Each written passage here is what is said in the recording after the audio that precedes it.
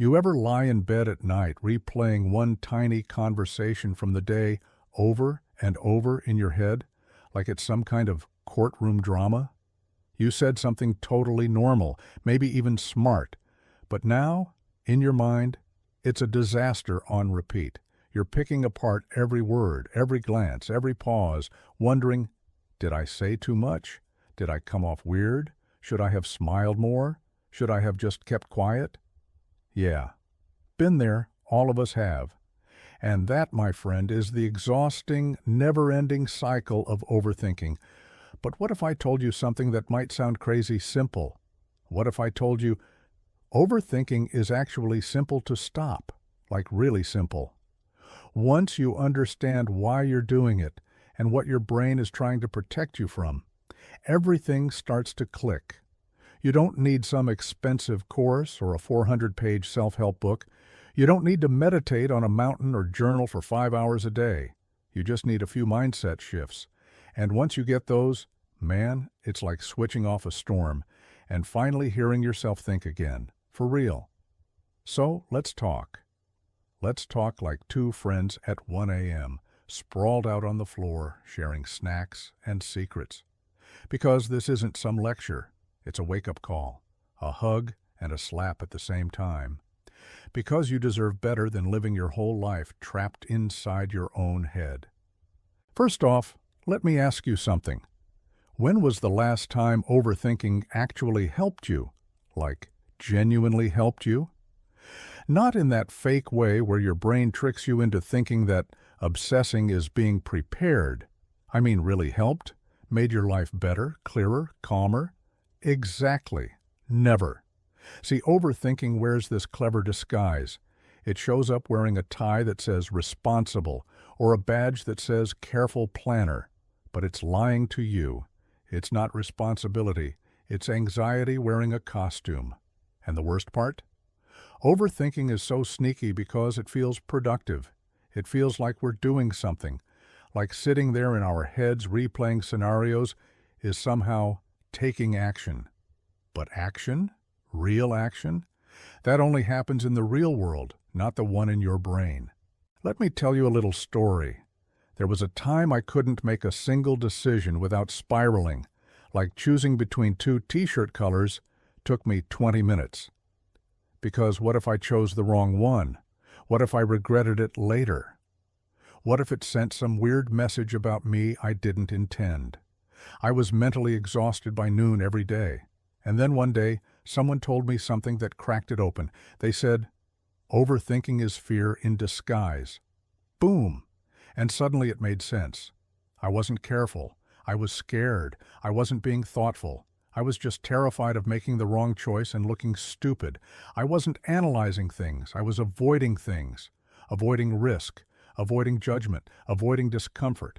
And the truth is, the more afraid I was to feel those things, the more power overthinking had. But here's what changed everything. I stopped treating overthinking like a character trait. And I started treating it like a habit. Because that's all it is. Not your personality, not your destiny, just a bad habit your brain picked up. And the amazing thing about habits, you can break them. But to break a habit, you have to catch it in the act. Like, really notice when it's happening. And that's where most people get stuck. They don't even realize they're spiraling until 45 minutes have passed, and they're 37 scenarios deep into a conversation that never actually happened. So next time you catch yourself mentally pacing in circles, I want you to pause. Just stop. Literally say, out loud if you can, I'm overthinking again. Name it.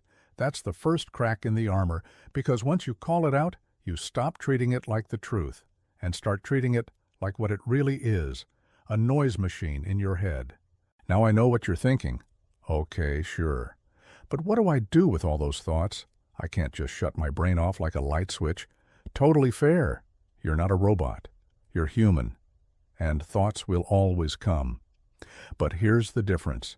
You can choose not to engage with every thought that knocks on your door. Here's something wild that helped me.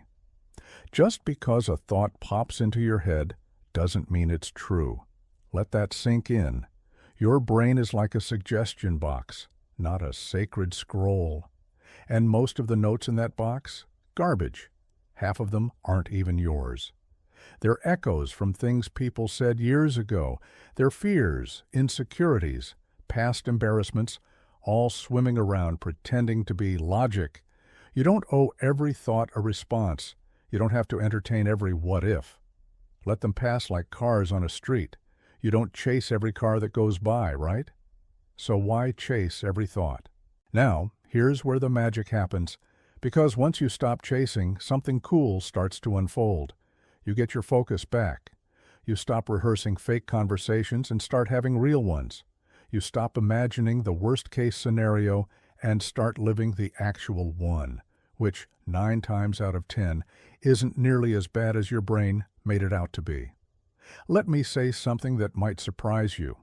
It's not your job to control everything. Read that again. Not every moment needs to be analyzed. Not every silence needs to be filled.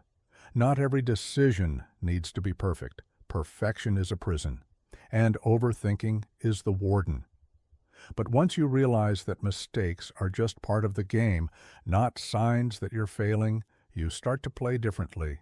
You loosen up, you take more risks, you laugh more, you move forward, even if it's messy. Let me wrap this part with a metaphor I love. Think of your brain like a snow globe. When you overthink, it's like you're shaking it. Thoughts swirling everywhere, no clarity in sight. But when you stop shaking it, when you let it be, the snow settles, the picture becomes clear, and that's when you can actually see what matters. You don't need to think harder. You need to pause and let the truth rise to the top. It always does. So here's where things get even more real. You ever notice how overthinking doesn't just drain your brain, it drains your confidence? Like, you were excited about something until your mind started playing the what-if game. What if I mess up? What if they laugh? What if it doesn't work out? And then suddenly, you're not excited anymore. You're frozen, stuck, convincing yourself not to try at all. That's the real danger of overthinking. It doesn't just stress you out. It steals your life in tiny, silent pieces. Every time you hesitate on something you actually want, every time you say no to a yes because you're afraid of the outcome, every time you wait for the right time that never shows up, that's overthinking, winning. But guess what? The second you do anything, literally any tiny action, you take the power back. You make a move, you break the loop. That's the cheat code. Action kills overthinking. You can't spiral and move forward at the same time. Even the smallest action, sending the text, starting the task, walking out the door, snaps your brain out of that fog. It's like turning the light on in a dark room. Everything looks different. And here's the crazy part. It's not about getting the perfect outcome. It's about proving to yourself that you're someone who moves, not someone who sits in fear. And look, I get it. Sometimes you're not even sure what you're afraid of. It's just this vague pressure in your chest, this tension that says, don't mess up, don't make a fool of yourself, don't be wrong. But let me ask you this. Who made you believe that messing up is the worst thing that can happen? Because it's not. You know what's worse? Spending your entire life avoiding discomfort and never growing. Staying small because maybe something could go wrong. Living on pause. And if that sounds harsh, I promise you, it's not to scare you. It's to set you free.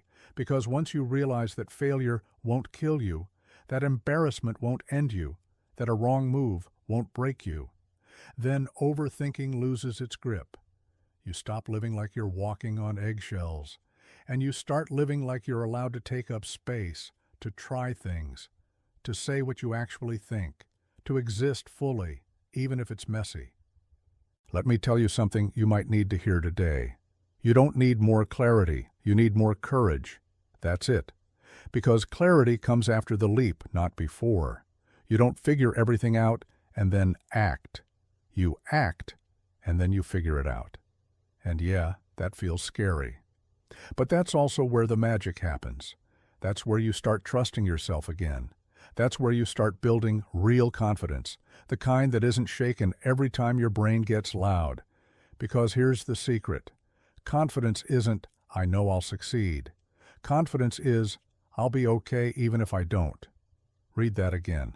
That's the truth most people miss. So what do you do the next time overthinking shows up? You don't fight it. You don't argue with it. You don't try to logic your way out of it. You just notice it. You smile. And you move. That's it. You don't need to be fearless. You just need to be brave for 5 seconds. 5 seconds to start the thing, to speak up, to click send, to walk away, to say yes or no. That's all it takes. Because 5 seconds of bravery can change your entire week, and 5 minutes of action can break 5 hours of mental noise. Let me leave you with this. You are not your thoughts. You're the one who hears them, not the one who is them. And when you finally stop letting your inner noise run the show, you get to be loud in your own life, not loud with volume, loud with presence, with movement, with peace, with energy.